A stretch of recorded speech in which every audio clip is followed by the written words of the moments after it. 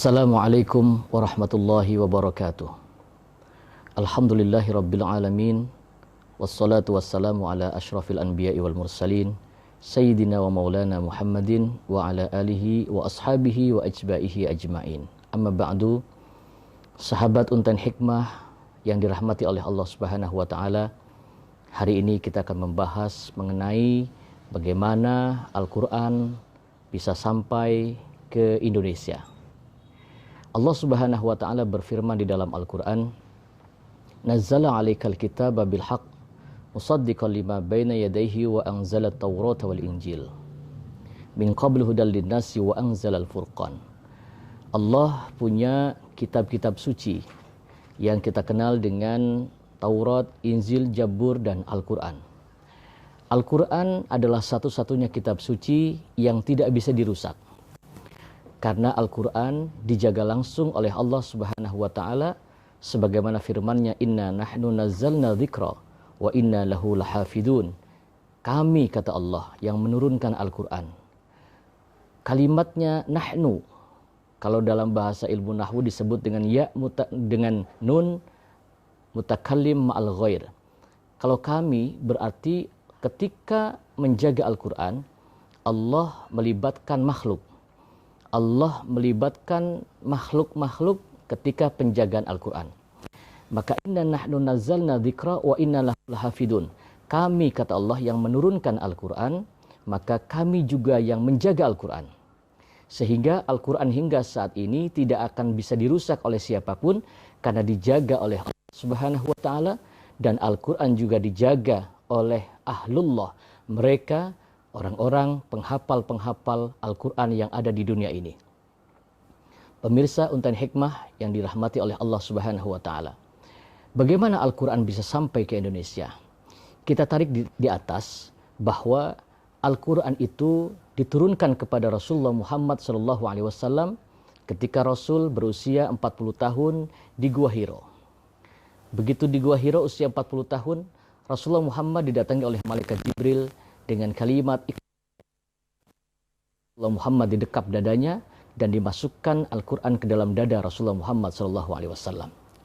Prosesi penurunan Al-Quran dari Lauhun Mahfud sampai ke langit dunia, sampai ke malaikat Jibril, sampai kepada Rasulullah Muhammad. Lalu dari Rasulullah Muhammad, Al-Quran turun di Mekah Al-Mukarramah yang disebut dengan surah Makkiyah. Dan ada juga Al-Quran yang turun setelah Nabi hijrah, maka disebut dengan surah Madaniyah. Lalu bagaimana cara Al-Quran bisa sampai ke Indonesia? Al-Quran tidak turun di Indonesia, Al-Quran tidak turun di tanah air kita ini, tapi Al-Quran turunnya di tanah Arab, Al-Quran turunnya di Mekah, Al-Quran turunnya di Madinah. Lalu kenapa Al-Quran bisa sampai ke Indonesia? Dan saat ini kita bisa membaca Al-Quran dan bisa mempelajari Al-Quran. Ini yang jelas adalah ada yang membawa Al-Quran ke Indonesia. Kalau tidak ada yang membawa, niscaya tidak mungkin Al-Quran bisa sampai ke Indonesia. Pemirsa Untan Hikmah yang dirahmati oleh Allah Subhanahu wa ta'ala, siapakah yang membawa Al-Quran? Mereka adalah ulama. Mereka adalah yang disebut oleh Nabi, Al-ulama warasatul anbiya. Ulama-ulama adalah mereka pewaris-pewaris daripada keilmuan Nabi.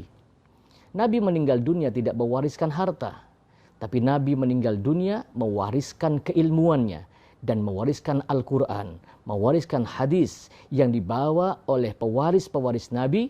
Siapakah mereka? Al-ulama. Ulama berarti mereka orang-orang alim, mereka yang menjaga Al-Quran, mereka para penghafal-penghafal Al-Quran. Ada seorang namanya Syekh Hasanuddin bin Yusuf Ja'far Shadiq bin Zaid al-Abidin, keturunan daripada baginda Rasulullah Muhammad SAW. Hasanuddin bin Yusuf Ja'far Shadiq ini adalah seorang ulama besar. Satu malam beliau bermimpi. Apa mimpinya? Beliau bermimpi didatangi oleh baginda Rasulullah Muhammad SAW. Maka Rasulullah Muhammad itu menyebutkan di dalam hadisnya, la tabqa minan nubuwah ar-ru'yatus salihah. Tidak ada yang tersisa daripada ilmu kenabian kecuali mimpi-mimpi yang soleh, mimpi-mimpi yang benar. Itu adalah ilmu kenabian yang masih tersisa hingga saat ini.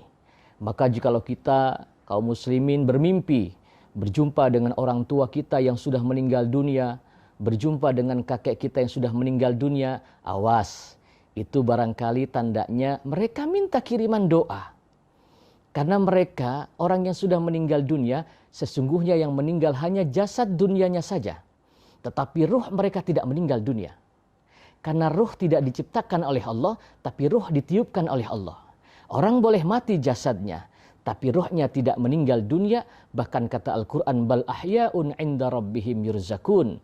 Ruhnya diberikan jasad yang baru oleh Allah, yang ruh itu tidak memerlukan ruang dan waktu, kapan saja dia bisa melihat, dia bisa menengok anak-anak dan keluarganya. Maka apabila kita bermimpi, berjumpa dengan orang-orang tua kita, maka mungkin kita lupa mendoakan mereka. Maka seorang yang soleh itu adalah orang yang selalu ingat akan jasa orang tuanya. Habis sholat kita doakan orang tua kita dengan kalimat Rabbik firli dhunubi wali walidayya warhamhuma kama rabbayani shaghira. Ya Tuhanku, ampuni dosaku ya Tuhanku, dan ampuni dosa-dosa orang tuaku ini ya Allah. Kasihanilah mereka sebagaimana mereka mengasihani kami ketika kami kecil. Maka doa-doa kita yang kita panjatkan kepada mereka, orang-orang tua kita yang sudah meninggal dunia, niscaya akan disampaikan oleh Allah Subhanahu wa taala. Pemirsa Untayan Hikmah yang dirahmati oleh Allah Subhanahu wa taala. Di dalam mimpinya berjumpa dengan Rasulullah. Maka kata Rasul, "Man ra'ani fil manami faqad ra'ani." Siapa orang yang bertidur lalu di dalam tidurnya dia bermimpi berjumpa dengan aku, kata Nabi, maka yang datang itu adalah aku, kata Nabi. Fa innahu la yatamassalu syaitana bi, karena setan tidak bisa menyerupai aku, kata Nabi. Hasanuddin bin Yusuf Ja'far Shadiq ini bermimpi berjumpa dengan Rasulullah Muhammad SAW. Di dalam mimpinya mendapatkan perintah untuk menyebarkan ajaran agama Islam ke Nusantara, untuk menyebarkan isi Al-Quran ke wilayah Nusantara. Begitu terbangun dari tidurnya, Maulana Hasanuddin bin Yusuf Ja'far Shadiq ini tidak banyak berpikir panjang, langsung berangkat dari negara Baghdad menuju ke wilayah Asia dan bersandar di wilayah Champa. Champa ini ada yang berkata yang sekarang menjadi negara Thailand. Ada juga berkata yang menjadi negara Vietnam. Tapi yang jelas, Islam lebih datang ke sana, ke wilayah Champa, ada sebuah kerajaan Islam. Yang Islam sudah mendominasi di sana. Kesultanan Islam ini berada di wilayah Malaka.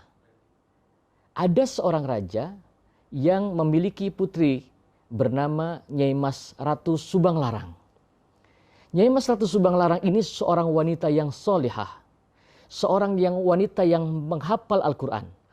Jumlah ayat Quran 6.666 ayat, ada 114 surah, ada 30 juz yang diawali dengan suratul Fatihah, diakhiri dengan surah An-Nas. Ini hafal di luar kepala oleh Nyai Mas Ratu Subang Larang. Dibawalah Nyai Mas Ratu Subang Larang ini oleh Hasanuddin bin Yusuf Ja'far Shadiq dari wilayah Champa ke wilayah Indonesia. Dan sampailah Hasanuddin dan Nyai Mas Ratu Subang Larang ini naik perahu sampai ke wilayah yang saat ini menjadi sebuah kabupaten di Kabupaten Kerawang. Begitu sampai di pesisir pantai, Maulana Hasanuddin turun dengan Nyai Mas Ratu Subang Larang. Lalu mencium tanahnya. Ini hebatnya para wali-wali Allah. Ulama-ulama zaman dulu itu mampu mencium bau tanah. Ketika akan membangun pesantren, maka beliau mencium tanah dulu. Maka wajar jikalau beliau mampu melihat gimik seseorang, mampu melihat niatan seseorang tanpa harus bertanya. Karena mereka ulama-ulama, para wali-wali Allah ini ahli riyadhah, ahli tirakat, ahli puasa. Maka bedanya ulama zaman dulu dengan ulama zaman sekarang. Kalau ulama zaman dulu makannya sedikit, tidurnya sedikit. Kalau ulama zaman sekarang sedikit-dikit makan, sedikit-dikit tidur. Maka doanya juga berbeda. Hasanuddin bin Yusuf Ja'far Shadiq mampu mencium bau tanah yang harum, lalu mendirikan sebuah masjid di wilayah pesisir pantai. Dibangun sebuah masjid. Masjid ini adalah merupakan asas Islam. Masjid ini merupakan cikal bakal Islam. Maka siapa orang yang membangun masjid, kata Nabi, man banal masjidah banallahu lahu baitan fil jannah. Siapa orang yang mampu membangun masjid, membantu untuk perjuangan masjid, yang mensyiarkan masjid, nyumbang Rp1.000 buat masjid, maka niscaya dia akan dibangunkan oleh Allah istana di dalam surga. Maka Rasulullah Muhammad SAW ketika Mi'raj diperlihatkan surga oleh Allah. Begitu Rasulullah Muhammad melihat surga, Rasulullah Muhammad melihat ada para malaikat yang sedang membangun sebuah istana di dalam surga. Batu-batanya pemirsa terbuat dari emas, perak, intan, permata, berlian, zamrud yang sedang dibangun oleh para malaikat-malaikat di dalam surga. Istana yang megah. Nabi bertanya kepada malaikat Jibril, "Wahai Jibril, itu malaikat sedang membangun apa?" Dijawab oleh Jibril, malaikat sedang membangun sebuah istana. Istana? Iya, istana di dalam surga. Rasul bertanya kepada malaikat Jibril, "Untuk siapa wahai Jibril istana itu disediakan?"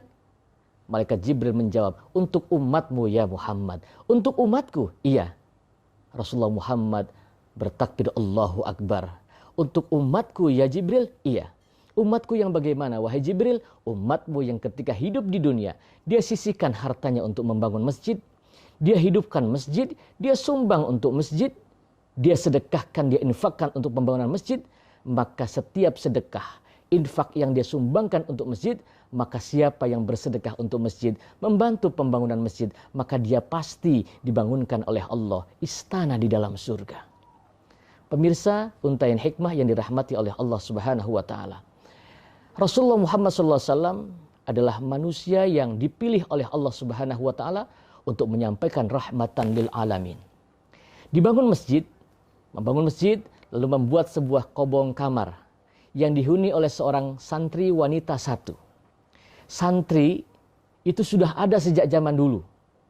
Jadi kalau ada hari santri nasional, pantas diselenggarakan karena santrilah yang berjuang. Mereka lah yang berjuang sehingga kita bisa kenal Islam di Indonesia ini berkat perjuangan para santri dan ulama. Membuat satu kobong dihuni oleh seorang santri bernama Nyai Mas Ratu Subang Larang yang orangnya cantik, wanita solihah, yang luar biasa akhlaknya, akhlakul Quran. Akhlaknya terbaik.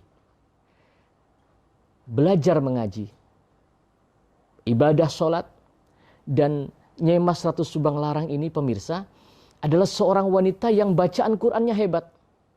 Bacaan Qurannya bagus. Yang Nyai Mas Ratu Subang Larang ini seorang qori'ah.